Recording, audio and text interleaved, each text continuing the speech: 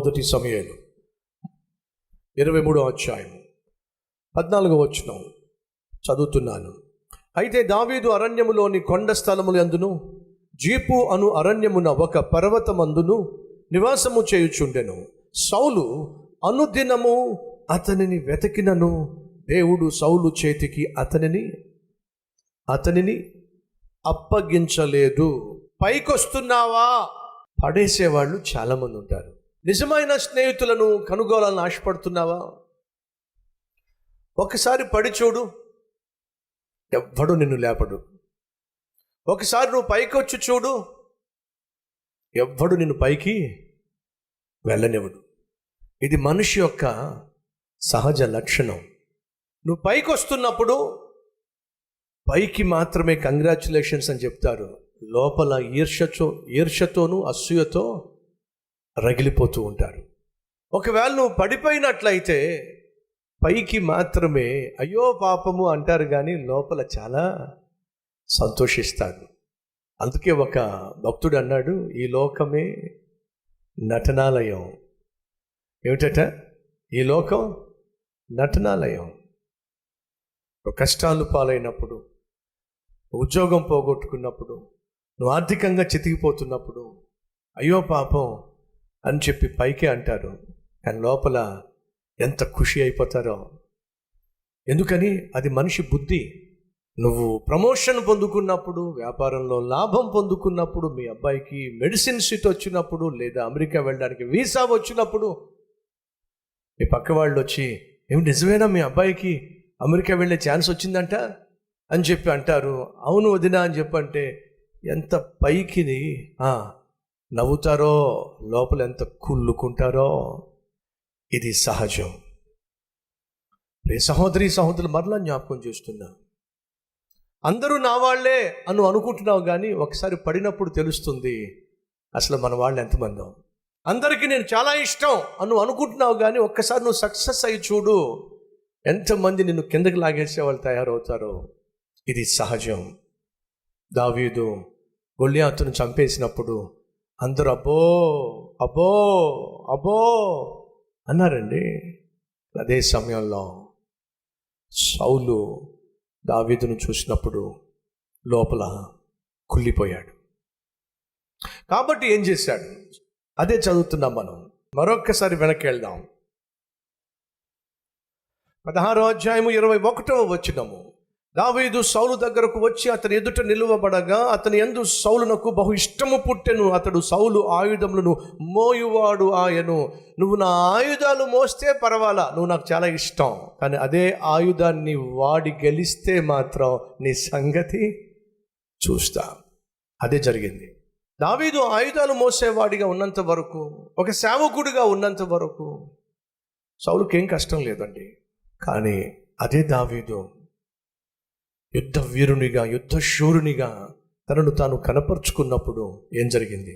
18వ అధ్యాయము 9వ వచనము, 7వ వచనము, 9వ వచనము. ఆ స్త్రీలు గాన ప్రతి గానములు చేయుచు వాయించుచు సౌలు 1000 కొలదియు దావీదు 10,000 కొలదియు శత్రువును హతము చేసిరి అనిరి. 9వ వచనం. కాబట్టి నాట నుండి సౌలు దావీదు మీద విషపు చూపు నిలిపాను. నువ్వు పైకి వస్తావా? నిన్ను 10 మంది చూసి మెచ్చుకుంటున్నారా? అయితే నీ సంగతి చూస్తాను. అసూయ బహు ప్రమాదకరమైనటువంటి మాయరోగం.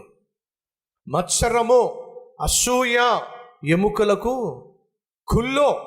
మర్చిపోకండి. మనలో ఎవరికైనా అసూయ ఉందా? ఎవరైనా బాగుపడుతుంటే చూడలేనటువంటి మనస్తత్వం ఉందా? జాగ్రత్త, అది నిన్నే నాశనం చేసేస్తుంది. అది నీకే కష్టాన్ని తీసుకొస్తుంది. అది నిన్నే కూల్చేస్తుంది. ఈ విషయాన్ని ఎప్పుడూ కూడా మర్చిపోవద్దని మనం చేస్తున్నాను. మనకంటే పైకి వెళ్తున్న వాళ్ళు, మనకంటే వర్ధిల్లుతున్న వాళ్ళు, మనకంటే ఉన్నత స్థితికి చేరుతున్న వారిని చూసినప్పుడు మనస్ఫూర్తిగా చెప్పా కదా, మనం పైకి వస్తున్నప్పుడు కంగ్రాచులేషన్స్ బ్రదర్ అని చెప్పి షేక్ హ్యాండ్ ఇస్తారు. లోపల మాత్రం ఎలా నిన్ను షేక్ చేయాలో ఆలోచిస్తారు. పనికి మాలిన బుద్ధి. నువ్వు అలా ఉండడానికి వీల్లేదు. నీ జీవితంలో నీ తోబుట్టువు కావచ్చు, తోటి స్నేహితుడు కావచ్చు, తోటి ఉద్యోగస్తుడు కావచ్చు, తోటి చదువుకుంటున్నవాడు కావచ్చు. పైకి వస్తున్నప్పుడు సంతోషించు. నువ్వు పైకి వస్తున్నావా? అయితే పడేసేవాళ్ళు చాలామంది ఉంటారు. దావీదు జీవితంలో ఇలాంటి శత్రువుని ఎప్పుడు చూడలే. ఎప్పుడు చూశాడయ్యా అంటే పైకి వచ్చినప్పుడే చూశాడు. ఎలాంటి శత్రువు?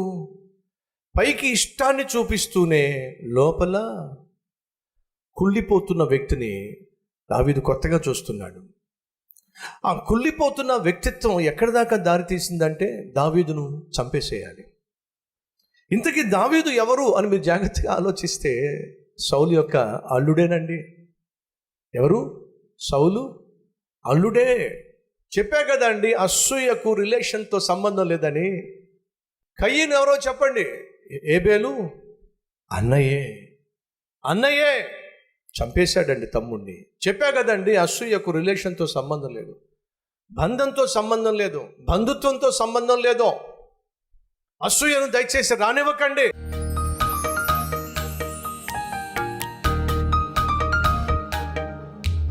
మహాపరిశుద్ధుడు అయిన ప్రేమ కలిగిన తండ్రి, ఎంత మంచి స్నేహితుడు నాయన.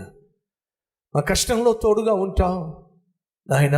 మేము కష్టించి ఫలించినప్పుడు, నువ్వు మమ్మల్ని ఫలభరితులుగా చేసినప్పుడు మాకు నువ్వు కిరీటముగా ఉంటావు నాయన. నీకు వందనాలు, స్తోత్రాలు.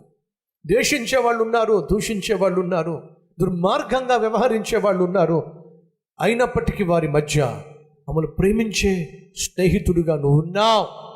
ఒంటరితనంతో బాధపడుతున్న వారిని, ఏకాకిని అని ఏడుస్తున్న వారిని నాయన ఒంటరిగా విడిచిపెట్టిన దేవుడు కాదయ్యా. నీ కుమారుణ్ణి స్నేహితునిగా ఈ లోకానికి పంపించావుగా. మేము ఒంటరిలో కాదు నాయన. ఈ ఆదరణ కలిగి ధైర్యంగా మా జీవితంలో ముందుకు సాగే కృపనివ్వండి. సౌలు వలె మాలో అసూయ కానీ, ద్వేషం కానీ, ఆగ్రహం కానీ, మత్సరము కానీ రానివ్వకండి నాయన.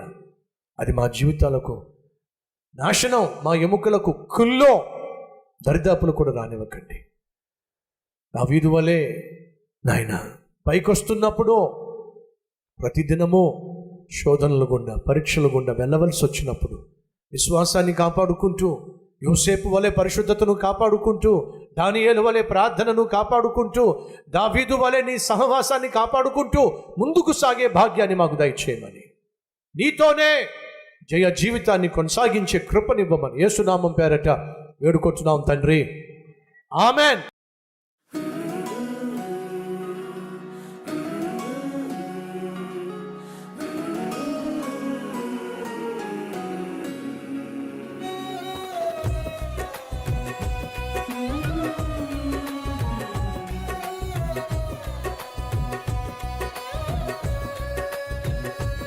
ఈ అద్భుతమైన క్లుప్త సందేశం మీకు నిజంగా ఆశీర్వాదకరంగా ఉంటే 10 మందికి షేర్ చేయండి, అలాగే లైక్ చేయండి.